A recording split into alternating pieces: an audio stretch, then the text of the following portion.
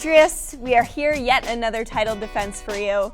This one is interesting. This one's interesting for a few reasons, because most people didn't find out your opponent until 2 days before the fight. You've known about who won the show for a long time, Tim Elliott, who you will be facing on Saturday. He has a different style than a lot of people you've faced. Yeah, absolutely. Is that nice for you, because you've had a lot of rematches in your career? It's just another fight, you know? I mean, even the rematches are still nice because it's who's improved, what is he gonna do different? He has a new coach, or he's trained with a new team. It's always a different puzzle to solve. So this is gonna be an interesting puzzle. He's been known to kind of just sprint at his opponents like a madman. Are you expecting that a little bit? Yeah, absolutely. I mean, he's a madman. He's crazy. Like, he's awkward. I mean, he's awkward, so. What did you think about the fight between Tim and Hiromasa?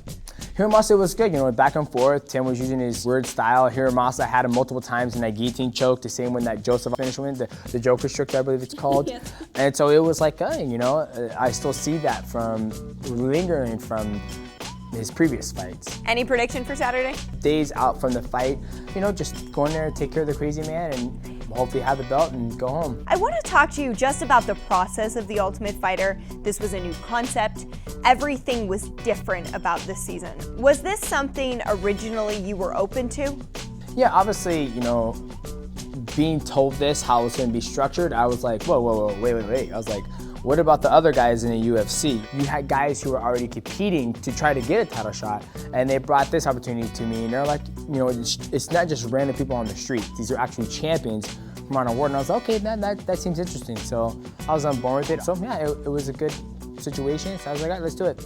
Did they keep you updated on the fights as they happened? I know that you were there for the first couple of days of filming, and then you were there for the end, but all the fights in between, were they sending you footage, or did you have to actually see it when the show aired? And I showed up at the very end, and they say, hey, the winner between Hiromasa or Tim Elliott, and I was like, all right, let's watch it, and then that's how I knew. What do you feel like this says about you, the fact that they created an entire season of The Ultimate Fighter around you? You know, it's an honor, I guess you can say, but it's great. The biggest thing I would say, it's not about me, it's about the division, that they're making The Ultimate Fighter about a weight class that has a dominant champion, and they're just going out there to find all the best fighters who are not signed to the UFC yet. So it's great. What did you think about the talent on the show? It was good talent, you know, like we got, you know, obviously the UFC signed Matt Chanel, he stepped up late replacement. We got Eric Shelton, we got Pantoja's fighting, and hopefully they give Hiromasa a contract. We got Tim Elliott back now. Brandon Morero, he took out Louis Smoglu, who was on a 4-fight win streak.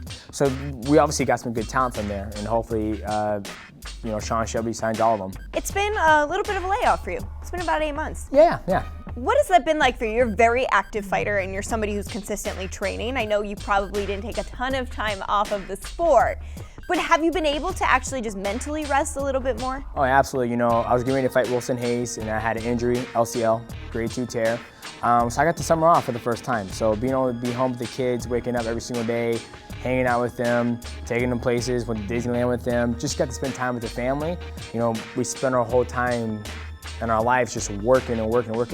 Never get a chance to actually appreciate what you're working for. So now I was like, you know, I'm just gonna do 2 a year, regardless of how the fight ends, 2 a year. And now we're back after it again, and everything's healthy, and get in there and win. Does that role of father allow you to have a different mindset than a lot of fighters? Absolutely, because none of that, I mean, I tell people all the time, it's like, you're gonna lose. You're going to lose. Like, it's inevitable. Like, it's the nature of the beast of the sport. You know, one punch could, you know, knock off your equilibrium, and then he's able to follow up. You caught in a choke. It happens. Doesn't mean you suck. But when you go home, you know, you're gonna put stuff into your family, and you're gonna invest into that, and that's never gonna change. So I just focus more on my children, and that's where I put all my stress into, and things that I can control. I can't control the outcome of the fight just because it can happen. Obviously, I know records don't really matter to you. Being the #1 pound-for-pound fighter in the world doesn't matter to you right now. But what matters to you about your children? That they are learning and getting smart. That's what's important to me right now. So if they say, Dad, I think I want to be a fighter and not go to college, what's your answer? I'm like, oh, son, you know, right now you're not technically a badass, so I got to see that you're a badass and you can learn and you have certain keys and essence to be a fighter.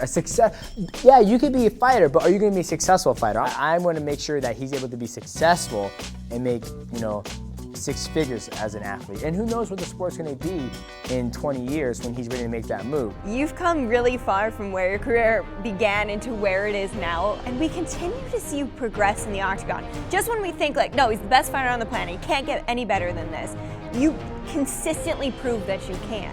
Where are we gonna see you get even better this fight? It just all depends on what's presented. I've never been the type of person to force things. So obviously, with the Henry Cejudo fight, he likes to grapple. He thought he could manhandle me in the clinch. I was like, perfect. I have things in the clinch called knees. It's in big trouble early. Great Muay Thai by the champ. Trying to finish it. It is all over. Demetrious Johnson remains the flyweight champion. He's the best. So with Tim Elliott, he's a little more of a wild case. He could take it anywhere on the ground, does his little crybaby punches. I mean, we just don't know. But I'm looking to go out there and show some new stuff, hopefully. Excellent. We are so looking forward to it. Always such a pleasure and an honor to watch you compete inside that octagon. Thanks for sitting down with us today. Like always, my pleasure.